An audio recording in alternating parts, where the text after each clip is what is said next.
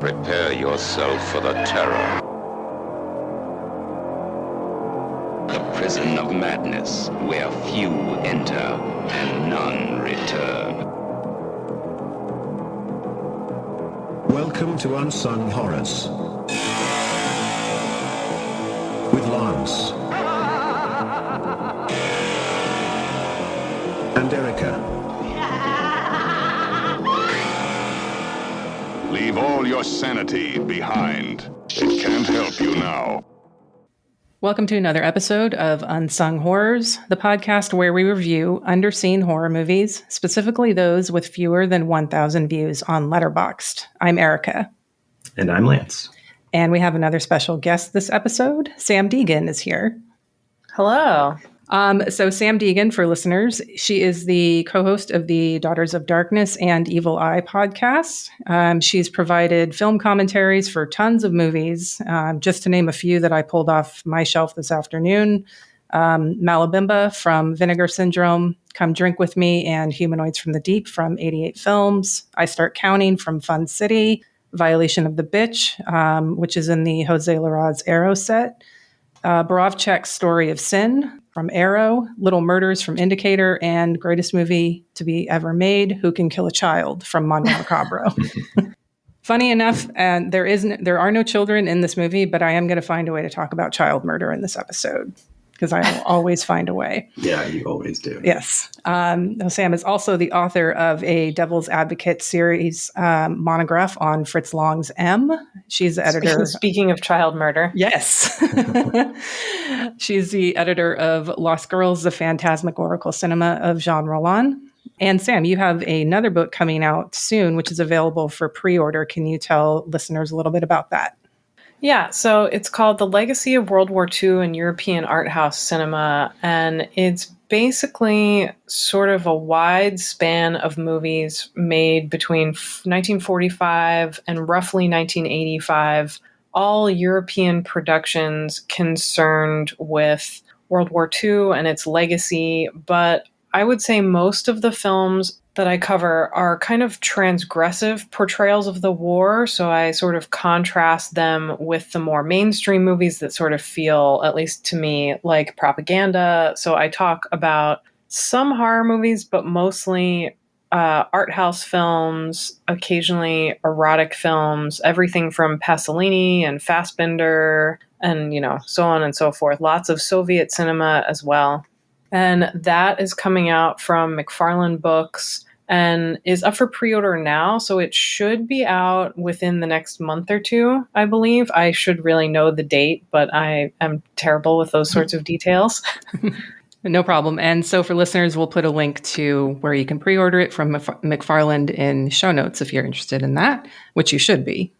Also, while I was grabbing the link for the Diabolique YouTube channel, I noticed that the Joe D'Amato and Behind Convent Walls episodes both have over 13,000 views. Holy shit, really? That's amazing. It is very strange to me that, and I'm sure you guys can relate, like growing up, being so into cult movies, especially like European horror and European cult, it always felt to me like everybody I met was really into slasher movies and American horror. And I was always much more into these sorts of totally insane, bonkers movies like Patrick Still Lives. And so it's very weird to me to find other people on the internet are also enthusiastic about these things. And like, I'm happy about it, but my brain still can't like adjust to the idea. Sure. Yeah, you're like, oh, you like these weird things too? Okay. So as Samm mentioned, we are going to be covering a very, off-the-wall bonkers movie called Patrick Still Lives. Quick content warning. I don't know why I even feel the need to do this. We do have an explicit tag on our podcast, but I just want to reemphasize that before we get into the discussion of this one. So Patrick Still Lives came out in 1980. If you've seen the Australian film Patrick from 1978, this is Italy's version of that story. There is also a newer one. Lance, did you fall on the sword and watch that new one with Charles Dance? I didn't know. All right. I just skipped it. This Sorry. podcast is canceled. I can't believe you didn't. I'm kidding. Understandably so. I saw the ratings on Letterboxd and was like, ugh, no thanks. Yeah, I as much as I have affection for Charles Dance, I just like can't bring myself to watch it. Yeah. Same. Okay, so you haven't watched it either, Sam. Oh no, we're all canceled, I guess. Well, we're all canceled for talking about Patrick Still Lives. So if you do want to watch Patrick Still Lives, it is available from Severin on Blu-ray. They put that out last year. And as of this recording, it has 661 views on Letterboxd. So let's get 5 more people to watch this and give it a nice, wonderful number there.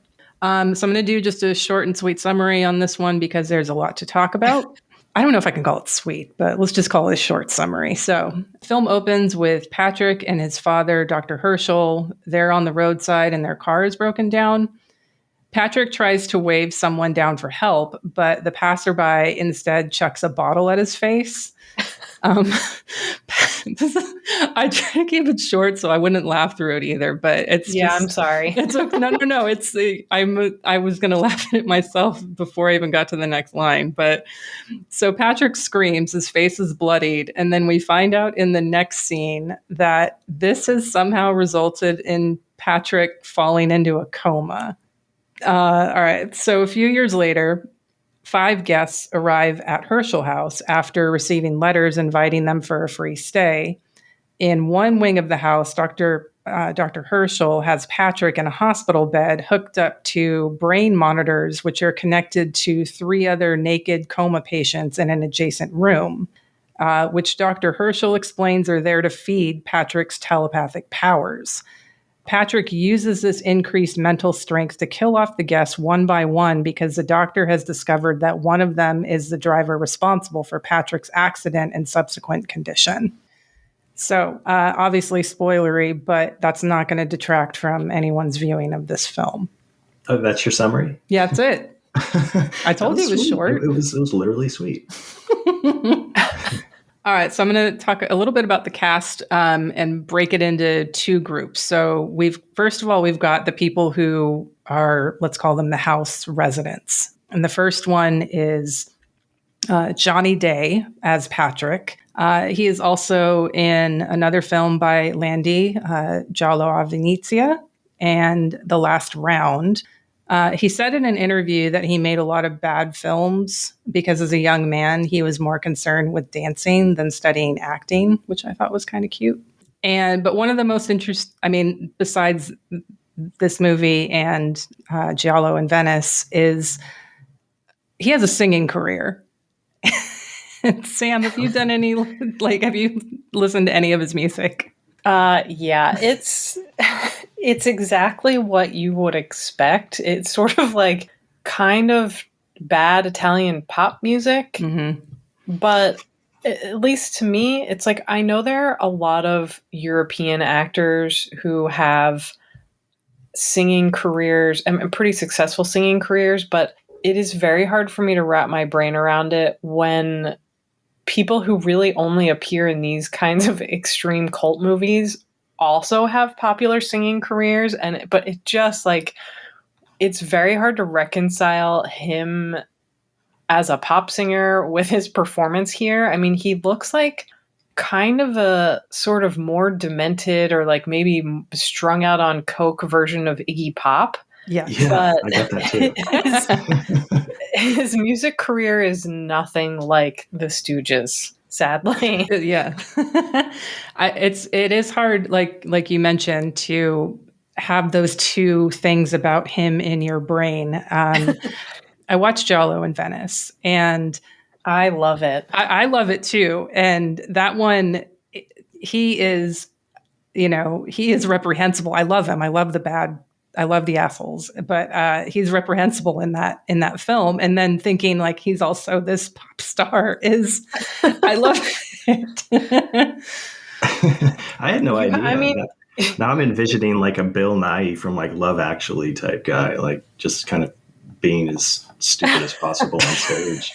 Well, you have to kind of wonder if there are any Italian teenagers who were really into his singing career and thought, "Holy shit, he's in these movies," and then watched Patrick Still Lives and watched Giallo of Venezia because they were like, "Oh, we love him. We have posters of him on our wall. Oh wait, now here he is raping and murdering people." He's also, I don't know if either of you have seen it, but he's also in this really weird kind of gothic giallo movie called White Dress for Mariala that is not as extreme as either of these Mario Landi movies, but it's still like not the sort of thing you would expect a pop singer to appear in. Oh, nice. No, I haven't seen it yet. Yeah, Adding it to my watch list. Oh yeah, it's great. It's definitely one of the great kind of underrated ones where everybody's just really nasty to each other. And I think it sort of starts with a similar premise to Patrick Still Lives, where all these people are gathered in this house and then they start getting murdered. But I don't want to give any spoilers because even though it's, 40 or 50 years old at this point, it's still, I feel like no one has seen it. Yeah. And I tend to veer away from spoilers, especially when I'm recommending like a murder mystery or a giallo. I want to be like, here's what it's about. I'm not going to get too far into it, though. Definitely. Let's see. Next, we've got Sacha Pitoev as Dr. Herschel, or Patrick's father. He's probably most recognizable to folks as the antique shop owner in Argento's Inferno. I don't think I've really seen him in anything else, so. The thing that I think is so crazy, he's in some like really big name art house movies, like last year at Marienbad, which is amazing. But it's like, how do you find your way from that movie and like working with people like Jacques Demy to Patrick Still Lives? I mean, everyone's like, maybe he's at a certain point in his career and everyone's got to work, or maybe. Yeah.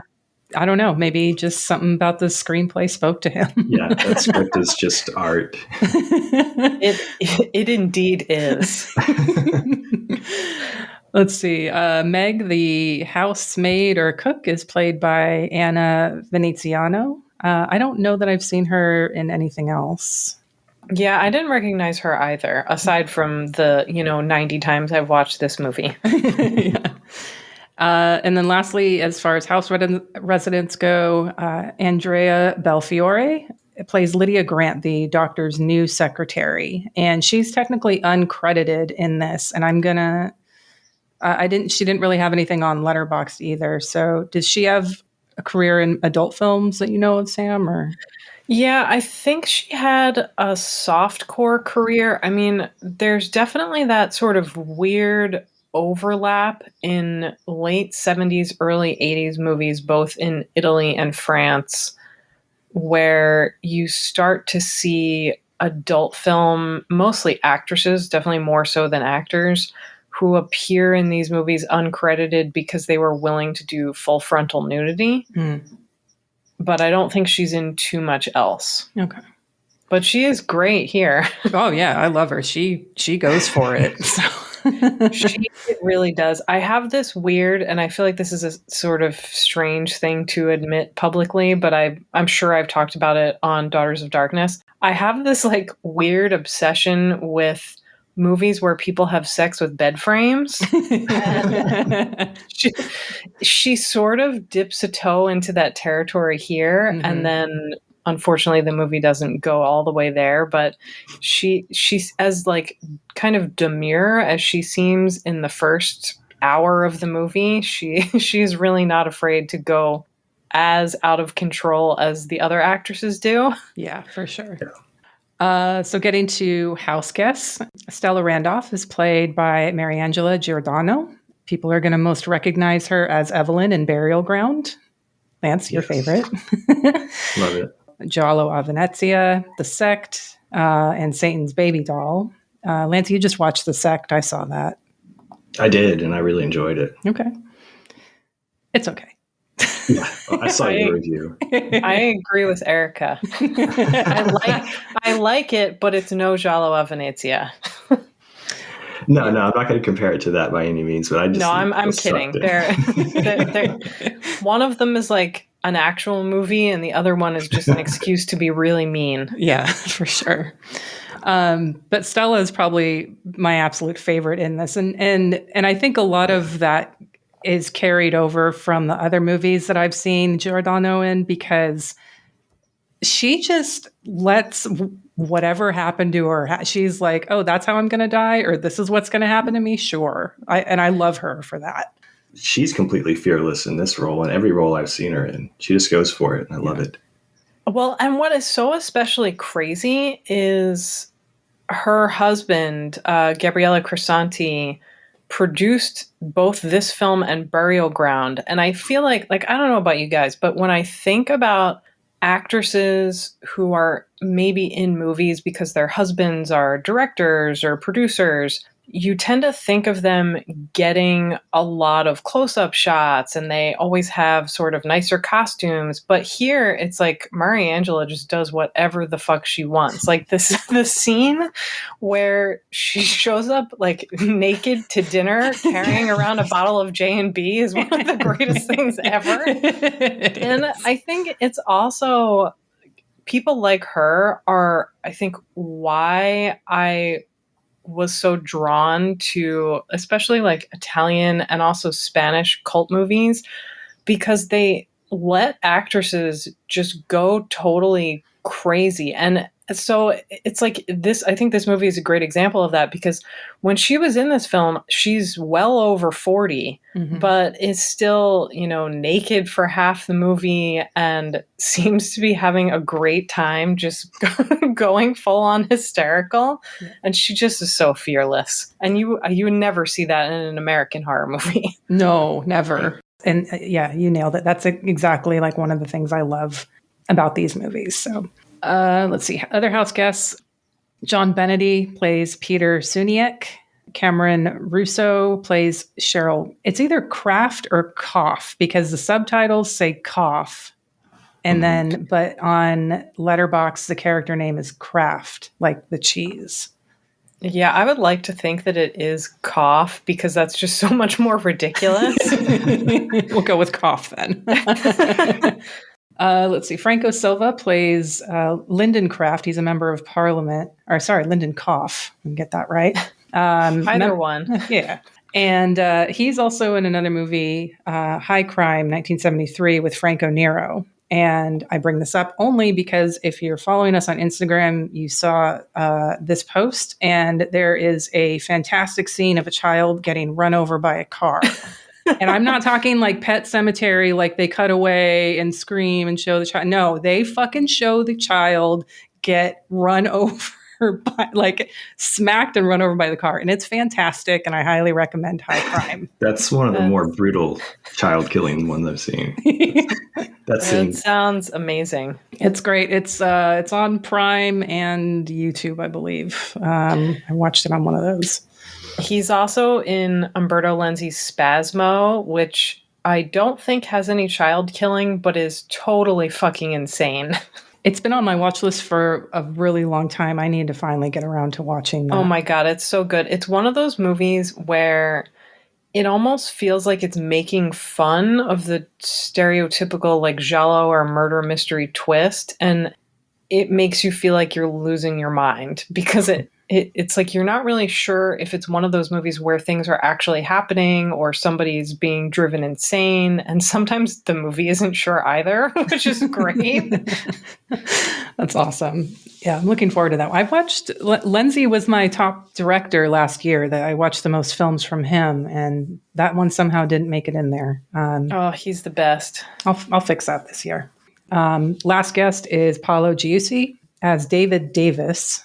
That's an unfortunate name, but fits with this movie. So the way that the house guest works, Stella and Peter show up together, even though they're in separate bedrooms. And then Cheryl and Lyndon Koff are both together. They show up in the same bedroom. And then David shows up by himself. So you've got the 5 guests, 4 of them are paired off. This was directed by Mario Landi. As I mentioned earlier, he also directed Giallo a Venezia in 1979 and Baton Story. And Johnny Day is also in both of those. And I haven't seen really anything else from him. What I found is the majority is like mostly television, movies, and series. Yeah, and this probably is unfounded and total speculation, but in my head, he was able to make Jello a Venezia and Patrick Still Lives back to back, and then Italian producers were like, "All right, I think you're done here." Flagged. I can see that. So when we talk about things like score, screenwriter, cinematography, production, this is going to be kind of like one of our earlier episodes when we talked about Primal Rage and the overlap with Lindsay's Nightmare Beach, and pretty much there's a lot of overlap with the crew there. So you're going to get a lot of that with a lot of Bianchi movies like Burial Ground, Strip Nude for Your Killer, Malabimba. So there's the score by Berto Pisano. He also did Bianchi's Burial Ground, Strip Nude for Your Killer, and Malabimba, as well as Giallo a Venezia, Death Smiles on a Murderer, and The Girl in Room 2A. That last one is in Vinegar Syndrome's Forgotten Gialli. I can't remember if it's the first or the second one, but it's in one of those. The second one. Okay. I think. Screenwriter Pio Regnoli. He also did Bianchi's Burial Ground, Cry of a Prostitute, and Malabimba. Lindsay's Nightmare City, Demonia, Psych Out for a Murder, and Satan's Baby Doll. Cinematography, Franco Villa, Giallo a Venezia, and Malabimba. And something I brought up at the end of last episode when we were talking about this is that this was also shot at Via Parisi, where, let's see, Beyond the Darkness, Bay of Blood, Burial Ground, Blood for Dracula, and Malabimba. Yes, there's a lot. Like, I mean, if you watch all of these movies, it's just, I kind of like seeing the same setting over and over again. Yeah, me too. Yeah, especially this setting. It's just immediately recognizable. Yeah, for sure. Well, it's also funny because so many of those movies have these crazy dinner sequences all set in that same room. Yeah. And they all, like, if you watch Patrick Still Lives and Malabimba back to back, there's just crazy shit at dinner time happening in what is clearly the same room with a lot of the same set pieces. It's awesome. I really do love the whole crossover, and to me these movies kind of all exist in the same little like demented universe. I got to do the commentary for Malabimba, which Vinegar Syndrome put out, and I almost feel bad because I spent like 40% of the time just talking about Patrick Still Lives. I should have listened to that commentary. I was like, and in this room, you will see the same scene in Patrick Still Lives. That's awesome. All right. Well, we're going to get into our thoughts about Patrick Still Lives right after this promo from our network.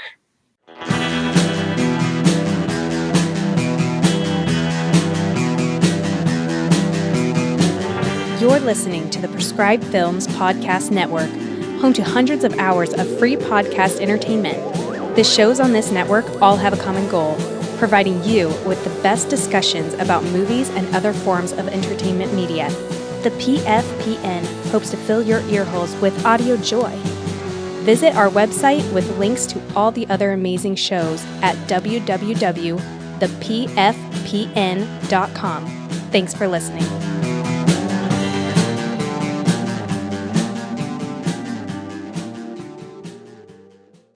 Okay, so Sam, when I initially messaged you about being a guest for this, you had said that you love this movie more than most things.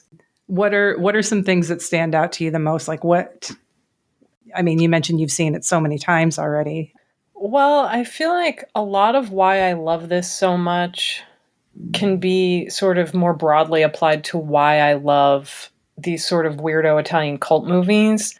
I mean, namely, this period in particular, producers were sort of desperate to get people to pay attention. And it was after, in terms of Italian genre cinema, it's after the main giallo boom.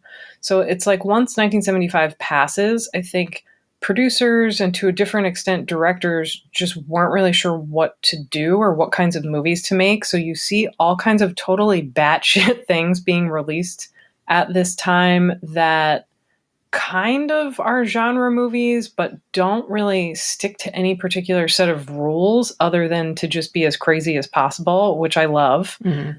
I also love that a lot of them are trying to appeal to the sex film market as well. So a lot of them dip into this softcore territory. I mean, you see a ton of nudity, there's plenty of bush, like things that you would never see really in the more classic giallo films. And I mean, something like Malabimba, which we were talking about existing kind of in the same universe, it has tons of the same crew members. That actually has hardcore inserts. And I'm sort of surprised that Patrick Still Lives doesn't. Like, you could definitely, there are moments in the film where you could see where they would be added, Mhm. which I love. I mean, I know that's not everyone's cup of tea, but for some reason I find it delightful. And just the willingness, like the just sheer joy about going as over the top as possible. Like some of these death scenes, like I guess some of it for me also is I feel like the people who like these sorts of movies, it's not horror 101. Like you have to like really nasty movies, if that makes sense, which doesn't sound like it should be a reason for me to love it, but it is. Mhm. Like that poker scene, like it's just so demented. Yeah, for sure.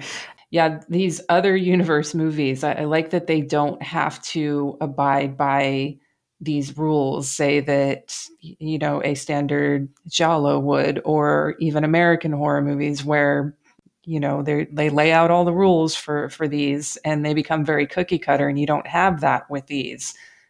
You're not being like punished for being hypersexual because there's no logic. There's no reason Totally. for why anybody is being. I mean, there is a reason in this movie because of the accident.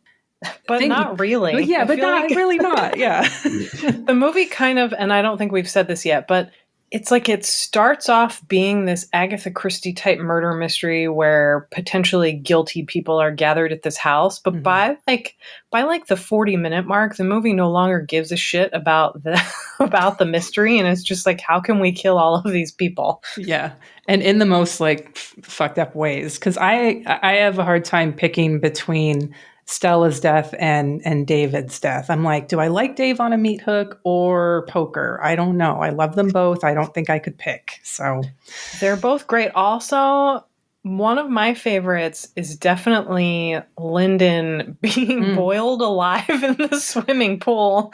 And then the scene afterwards where I feel like one of the things that's very difficult to explain to people who aren't super familiar with Italian or Spanish cult movies is the way women are treated. mm-hmm. And I feel like in a lot of American movies, they're always younger and they all have to have a certain body type and they're hypersexualized, but in a way where they're not allowed to really have any sexual agency without being punished. Whereas in these films, it's the total opposite. It's like you've got this 45-year-old lady naked. She's just trying to have sex with somebody and no one will oblige her. And it's just like they tear their clothes off constantly as like an expression of frustration and sort of hysteria. You have a Carmen Russo in that great scene where she's trying to get her husband's attention. And so she like puts her nipples outside of her bra. It's just delightful. Yeah. And so I feel like scene, her death scene too is one to bring up because that the power windows, that's like a fear so I guess good. every kid has and every person has. So I do. it was Yeah, pulled off. for sure. It's funny because I just watched this Cat 3 movie called Taxi Hunter like 2 or 3 days ago. And it also has a car window decapitation scene or like death scene. It's like, what are the odds that I would watch 2 movies with such a similar scene in like 3 days of each other? Yeah. Plate of shrimp. Yes. Lance. I was a little like, I know you love the Italian horror, but I was like, I don't know. We're venturing in slightly, like taking it up a notch here. So I want to hear what you thought. No, I mean, I loved it. I mean, there were a lot of, I mean, we've already talked about the kill scenes, and then the famous scene with the poker. When that scene happened, I mean, it was reminiscent of that scene in The Black Cat, Luigi Cozzi's Black Cat, where it's I forgot what her name was, but she her chest explodes. It zeroes in on her heart, and then her chest immediately explodes. So it was like that. It was the same jaw dropping reaction. This one's way more graphic, like you said, but it's like, okay, holy fucking shit, we're gonna go there, which is so great. But no, I enjoyed it. I enjoyed everything about it. I mean, I really love how Rainoli seems to write screenplays where just no one is safe. Like Burial Ground. It's like, all life must end. These characters are just introduced to die. Like Sam mentioned, it does kind of like immediately start off, within 20 seconds, it's like this mystery, but that's all thrown out the window and you realize these are just expendable characters. Rainoli seems to have no real bond with any character he creates. They're just a list of victims. So you just get into that and are excited to see, okay, how's this next person going to die? Because they just keep outdoing each other over and over again. Yeah, I liked it. I mean, so I did watch the original Patrick before this.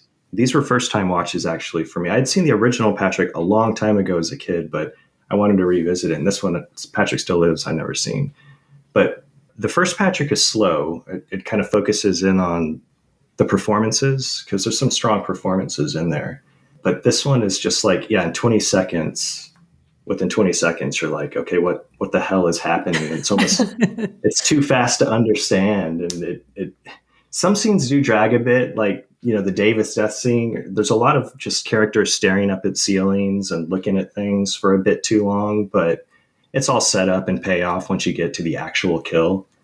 But yeah, I just love how it's just so damn endearing, because the confusion is just overbearing. You just have to ride with it. It's a little like the, Cozzi's Black Cat, where you just sit back and embrace the weirdness. And, I love both these movies like that. So, yeah. Did you have a favorite? So I'm going to just recap the deaths here really quickly. So, we mentioned Stella's already in The Poker. So, and the first time I watched this last year when Severin put it out, I was screaming at the screen. I was like, "Oh my God, close your fucking legs. Like, it's coming so slow right at you." Patrick must have some sort of control, because it's the same thing with Davis's death. He's looking at the hook for like a good 2 minutes. Like, he really makes like such prolonged eye contact with that hook. It's like, buddy, where do you think that hook's going to go? Get away from that well. Right.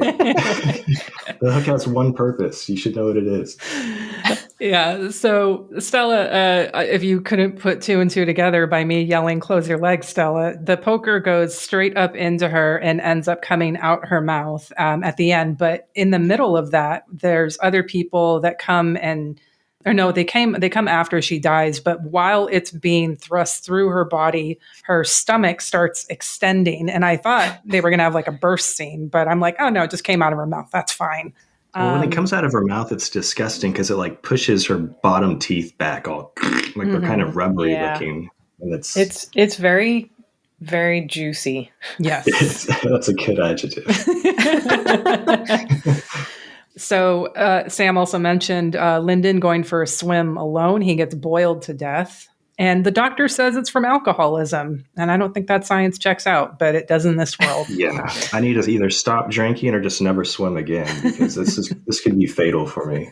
This is what happens when you get drunk in a hot tub. Yes. Yeah, that makeup looked great too. He was just a pink, kind of like a blob like very effective. Like as soon as it just pans over from her screaming to his body, that was like, oh yeah, first dead body, and it rules. It delivered. Yeah, it looks great. And then David, he gets hanged at a well.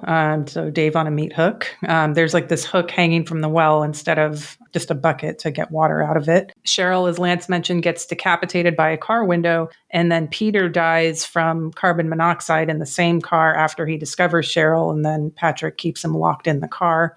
Chekhov's dogs maul Meg, and she's the housemaid, and they get a tasty snack. And then we'll talk about Dr. Herschel's death in a little bit. But so what I do love about this too is I don't know how else to classify it, Lance. You've probably got better words for this than me, but the sort of UFO sound accompanied by the green eyes that come shooting out before anyone's death. Yeah, I can't explain that. It's just, to me, it's very like 50s sci-fi, just this, just this, That's what I was waiting for, is for you to actually make the sound effects. So thank you for that. Okay. But no, I agree with you on the 50s level, 50s sci-fi level tech, not just that sound, but where the three guinea pig patients are, like the metal boxes with blinking lights and like scientists with clipboards coming in and like just looking at the blinking lights. I love that stuff. Like, don't overcomplicate it for me. Yeah, that stuff is great. Plus the like very saturated red and green, like inferno style lighting. But some of that with Patrick's eyes also remind me of much earlier film serial stuff like Fritz Lang's Dr. Mabuse, where you just have these really intense, like staring contest sequences. So good. What was that, Lance? I said from every character in the scene, it's just they're staring at each other back and forth. Yeah. Lots of staring. Yeah. So my favorite, though, not death, but I guess my favorite scene, and we've mentioned it a little bit already, is the dinner scene. It's so perfect. Drunk Stella shows up at dinner. She's naked. This is where they all realize like everyone's letters were the same and are starting to figure out they were all invited because they all did something wrong. And there's a couple of lines that Stella says that this, again, embody why I love movies like this. Stella says to Cheryl, where is it? You let yourself be slammed like a cow by a bull to help your husband's political career. And then they get into a cat fight. And she says, get away from me. I'll catch syphilis from you. And I'm like, I fucking love this movie. And the best part about it is the doctor is just sitting there eating casually during all of it. Yeah. Yes. I love it when Davis just steps up and he just starts slapping and he yells, "Screaming women make me nervous." Just like this is about me. Y'all need to stop. It's like yeah, definitely one of my favorite things about this movie and a lot of these like weirder Eurocult movies is they have these sequences that would not feel out of place in a soap opera or like a really overwrought melodrama where people are just slapping each other. And there's a lot of that here. And I think Stella gets most of it. Like I felt bad for her. That Davis guy, just him as a character, he was so confusing to me because he was so conflicted with, first off, I mean, there's a lot of scenes. There's one scene when him and Stella first kind of meet up outside and they're by the fountain and she's asking questions, about why he's there. And he's like, don't ask me these questions. Oh, you're curious. I like that. Here are my answers. And like, I don't want to go for a walk, but you're interesting. So let's go. Or like, but when that slapping, there's an intense slapping scene when she goes into his room and, flirts with him on the bed and he's into it. They kiss for a bit and he immediately switches gears and becomes violent and tells her to get the hell out of there and slaps her about 6, 7, 8 times, a dozen times. His character, I could not, and again, nothing makes sense, but especially his character, I could not gauge. I'm like, what is up with this fucking dude?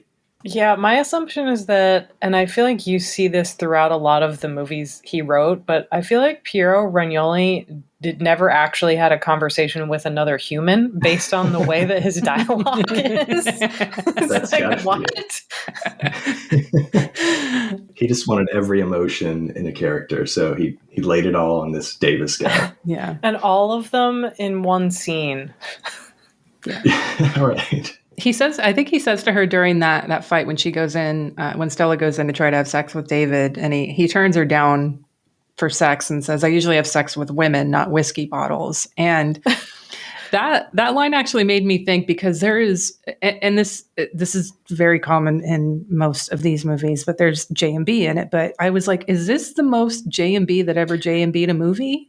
I think it might be. And so I actually have this in my notes because this is another one of my favorite things about this movie. If you tried to have a drinking game where you took a tiny sip of J&B every time a bottle of J&B appeared, you would be dead by the end of the film. For sure. Did you guys notice the awesome J&B pitcher? Yes. That was at the pool? I want one so badly. I actually, right before we started recording, posted an Instagram story of a still, and like 10 people sent me eBay listings. So they are out there in the world. Oh. Okay. I know what I'm going to be searching for after this. Exactly. Damn it, my birthday just passed last month. Fuck. I'll get you one for my birthday. Thanks. Get yourself one for Memorial Day. There's always a holiday coming up. It's Star Wars Day. Fuck it. Let's just do it.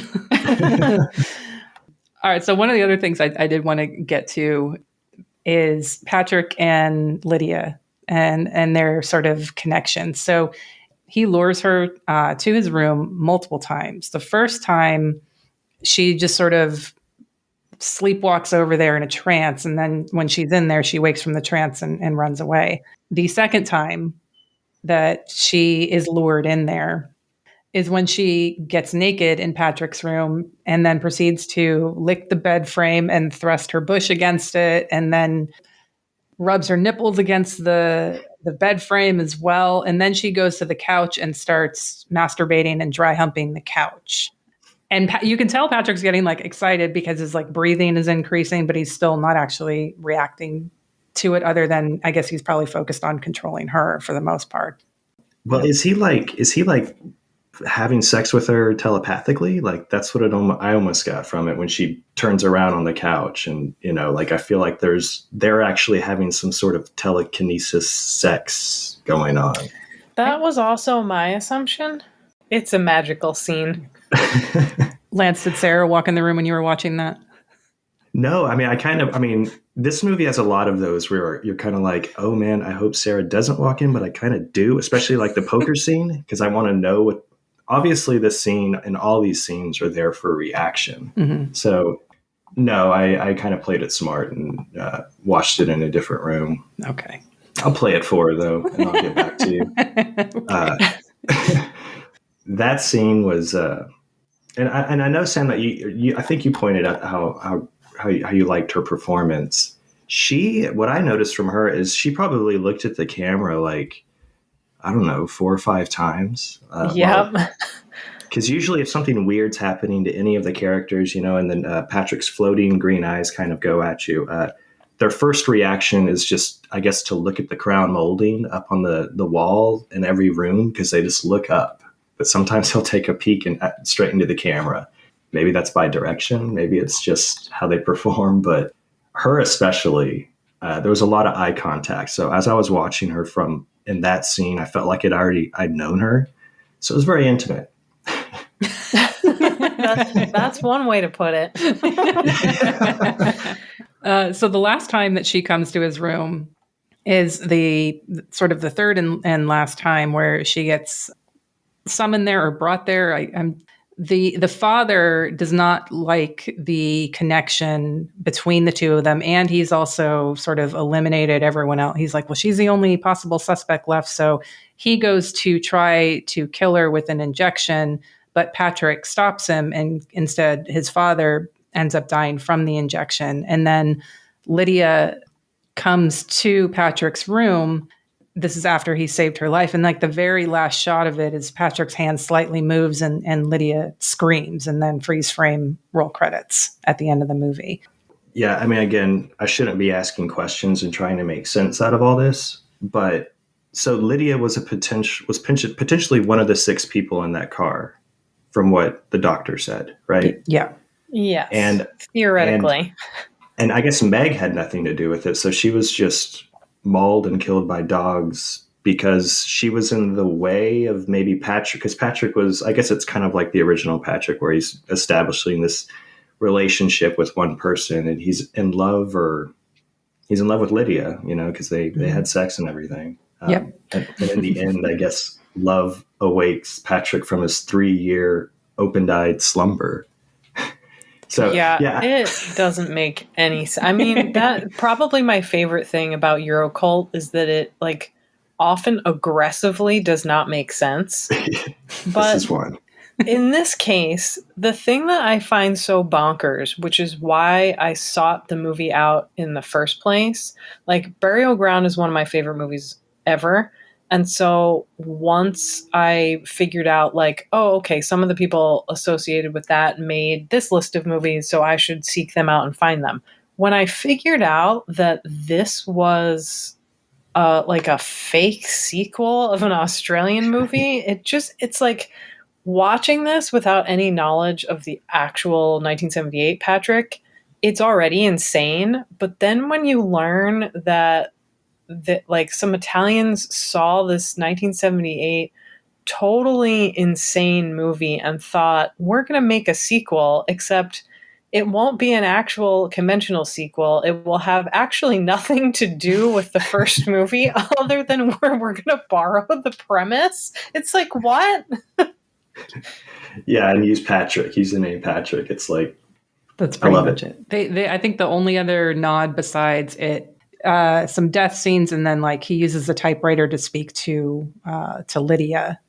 Yeah, but it's so weird because for anyone who hasn't seen the original Patrick, as I think we were talking about a little bit earlier, it's much more somber and slowly paced, and it's actually really kind of like beautiful and tragic. Patrick is in love with this nurse and actually like writes her letters that are Oscar Wilde quotes, and it gets weirdly poetic despite the fact that it's like a horror movie about someone in a coma killing people, which it's like the movie is less ridiculous than it sounds, I guess is what I mean. But yeah, to make a sequel out of that, it just mind reels.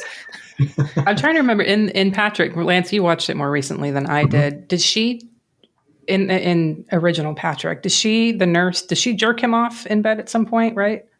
Yeah. Okay. She does. Okay. Yeah, and then a doctor comes and he's like, prove it, just to show you have some sort of like motor skills or like, blood flowing and alertness to him, but right. he doesn't. He doesn't yeah, get hard on. It's not in like a gross abusive way. Right. It's just sort of she's the only person who realizes that he might be more than a vegetable. Sure. And no one will believe her. So total opposite to Patrick Still Lives. Right. Yeah. Like where I was going with that was that if these group of Italians saw that movie and they're like, oh, there's a scene where this happens. It's like, well, no, we're not going to do that. Instead, we're going to have Lydia do this with the bed frame and have telekinetic sex and all of that. So we're going to make it sleazy. Yeah. They both did have some great cold open, kind of scenes. But, Patrick Still Lives. It's like 20 seconds. Boom, he gets hit in the face with the bottle. He's in a coma for 3 years. But in the original Patrick, he like kills his mom in a tub with a space heater and like her lover or something. Yeah. I saw that when I watched Patrick Still Lives. I was like, oh, cool, another great little cold open. But that's where it ended. They have a similar ending where it's like right before the movie ends, the implication is that Patrick is actually awake. Yeah, in the original Patrick, he dies and they check on him. And then her name's Kathy. She closes his eyes, or someone closes his eyes. Maybe it was the doctor. I think she does. Yeah. Okay. And then as they like leave the room, it zooms in on his face with his eyes closed, and boom, the eyes open. And I'm like, yeah, sequel. Patrick Still Lives. Yeah, I have to wonder how many people, especially like when I was a teenager getting really into like cult and horror movies, most of these you could only find like vague descriptions of. So I have to wonder how many people saw Patrick, heard there was a sequel, found a bootleg of Patrick Still Lives, and just thought, what the fuck is this? Yes. That's wonderful. I think the other thing that I love in this too is at the very end when Patrick is going like, full mental capacity and using all the juice from the three people in the other room, and things just start going like off the wall in there. They start flailing around. Their bed sores are getting even more infected. They're all naked and cock shots, which I always appreciate in movies because we don't get that enough. And another bonus for Eurocult is they're really not afraid to show male nudity. Yes, I wholeheartedly appreciate that from them. But just like the lights flickering and them just writhing around in bed and just getting all fucked up and naked. And I love this fucking movie. It's the best. Lance, we usually talk about the score. Did you want to touch on that or? So yeah, the score is as is the case with like most Italian horror knockoffs, if it's, Cruel Jaws or whatever, that like the scores are just so much stronger than the original. With Pisano, I mean, it's the same thing because like the original Patrick, it was the Australian composer Brian May who provided the orchestral score. But for the Italian release, Goblin actually wrote a new score and performed it for the actual original Patrick release in Italy, which is, fucking a banger, which is great. But for this one, it's reminiscent of actually Goblin because it has that snappy bass kind of noodling. Boom, boom, boom. But this one reminded me a lot of, I love Maurizio and Guido D'Angeli's original scores. And I kept thinking like, okay, this has got to be one of their scores. They scored Torso, A Blade in the Dark, a lot of Enzo Castellari's, Last Shart, Street Law. They do a lot of the Franco Nero stuff. But this one has a lot of, it almost seems a little too happy in tone in some scenes that you're watching. Kind of acousticy, and then a lot of the noodling. Doo, doo, doo, doo. But I love this whole score. Funky pianos, a lot of tom rolls. I don't know if it's out there. It's got to be. I'm sure somebody has released it. Sam, do you know if there's a pressing of this somewhere out there? Not that I know of, but because we live in an insane world where all of these cult movies their scores are being sort of rescued and released on LP, because there's the Severin Blu-ray, I wouldn't be surprised if one comes out eventually. Yeah, this would be a fun one to own. And I think the original artwork could be great. Get some liner notes. It'd be fun. But love it. Let's get to double feature picks. Let's see, Sam. I know you said you had a hard time narrowing it down, but what are your thoughts for double feature picks to go with Patrick Still Lives? I mean, I feel like the obvious choice is Patrick, but I think that's like the worst double feature. If you're watching Patrick and Patrick Still Lives back to back, you're just like, what? But I know we talked a lot about this sort of like group of films that has the same cast and crew, or like a lot of overlapping cast and crew. And so I sort of struggled with recommending Malabimba or Giallo a Venezia. Malabimba would be a great double feature because they're set in the same house. And Malabimba similarly recently had a Blu-ray release from Vinegar Syndrome. If you're squeamish about hardcore scenes, it does include hardcore inserts, but it has a very similarly bonkers tone. But I prefer Giallo a Venezia. That's one of my favorite Italian cult movies, but it's the sort of thing where it's like Patrick Still Lives is pretty nasty, but Giallo a Venezia is way nastier. So if you don't like movies with rape scenes, it is not for you. Yeah, Malabimba was my double feature pick for Demon Witch Child, actually, because I was just going for an Exorcist ripoff double feature. So yeah, Giallo a Venezia, I think that's a great pick to go with this. So Lance, what about you? Yeah, I had a couple too. I was thinking Fulci's Enigma because of the whole, telekinesis thing and kind of like a revenge story. But I'm kind of going to go with, I had to go with the same route kind of that Sam did. And it's just got to be Burial Ground for me. Yeah. It's released in 1981, directed by Andrea Bianchi. For those who haven't seen it, it's just a straight up Italian zombie film. That's kind of what you need to know. But it does share the same writer with Renoli and the composer Pisano. But to me, it's all about that authentically ancient castle, which is called Villa Parisi. Yeah. Parisi, yeah. And sharing the same filming location. And, if you're familiar with Burial Ground, as soon as you start watching Patrick Still Lives, and if it's like for the first time, you kind of immediately recognize the location. That kind of happened with me. I knew that there were similarities with the cast and crew, but as soon as I saw it, I was like, oh shit, looked it up. Boom, there it was. So it's fun to see all the same rooms in these films. So a double feature would make a fun time with all the people wondering, like, is this the scene where Michael bites his mom's nipple off? I did. Your clothes smell of death. It smells of death, mommy. But yeah, there's this the scene where with the poker and Stella. That's actually the scene because the tile. Maybe they used it throughout the house, but that tile is where the zombie druids are found in burial ground, and they all stand up and get out. I just think I had a blast kind of like looking at the locations, even the outside, the exterior shots. It's like, this is too much fun. So, and the same cast with Stella. Yeah. I would say Burial Ground. Either one would work, because I would probably end with Patrick Still Lives and start with Burial Ground. Then you can kind of look at the rooms and then just end the night on a fucking crazy, what the fuck did I just watch? Yeah. But Mary Angela being crazy double feature. Yes. Yeah. And she's the star. I mean, Patrick Still Lives is her movie. I mean, in my opinion, this is definitely her movie.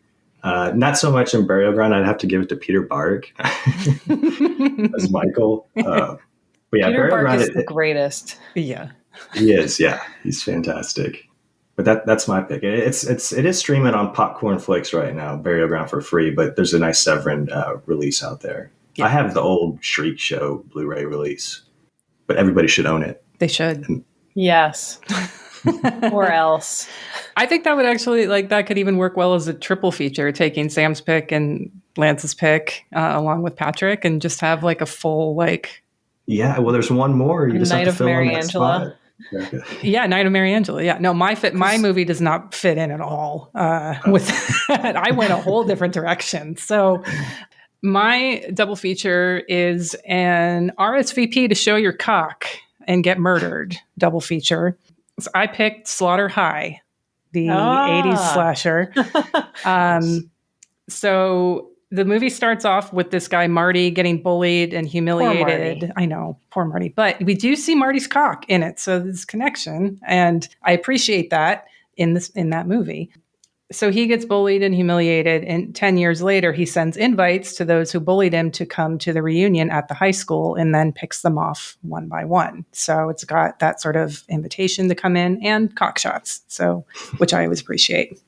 Though no one is raped to death by a poker. This is true. Slaughter High, so it might be the nicer of the two. Yeah. That one's probably more palatable for most folks. Yes. All right. So you have a few options to double feature this with. And with that, we're going to talk about our next movie. Lance, your pick.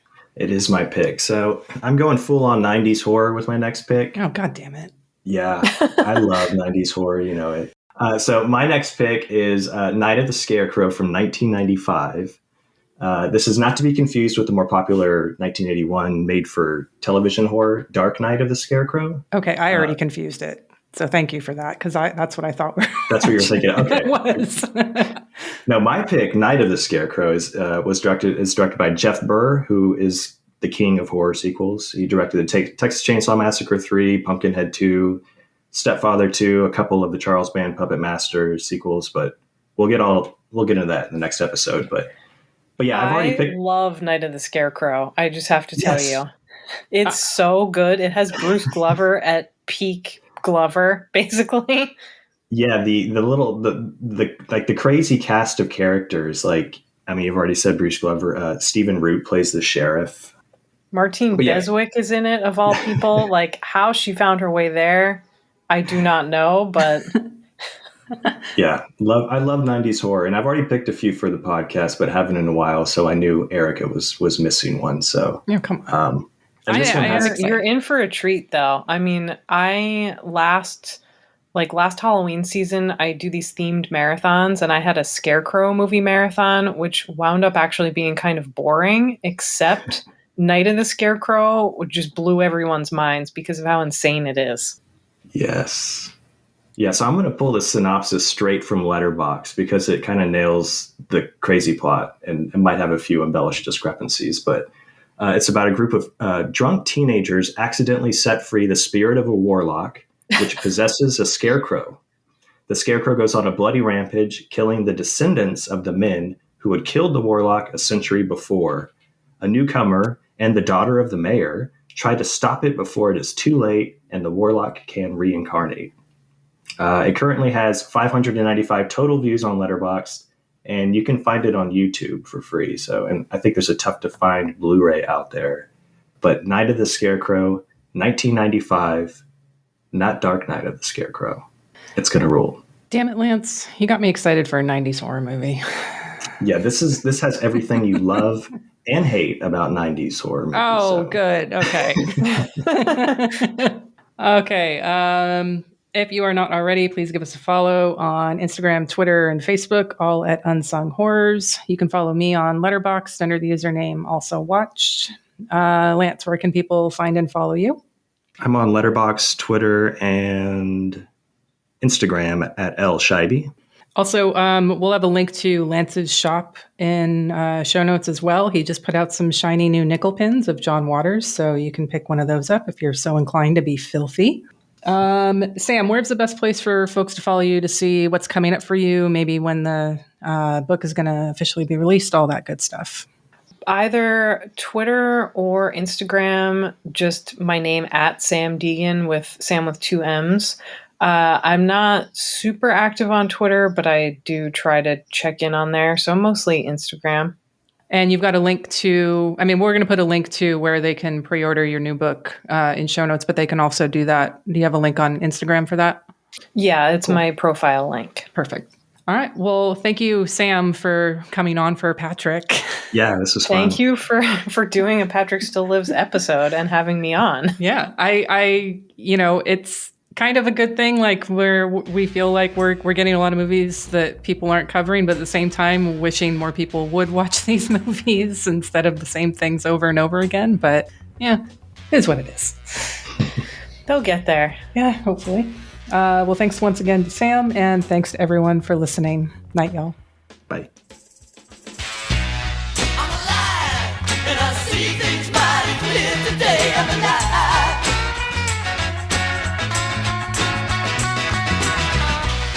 I'm alive, and I'm breathing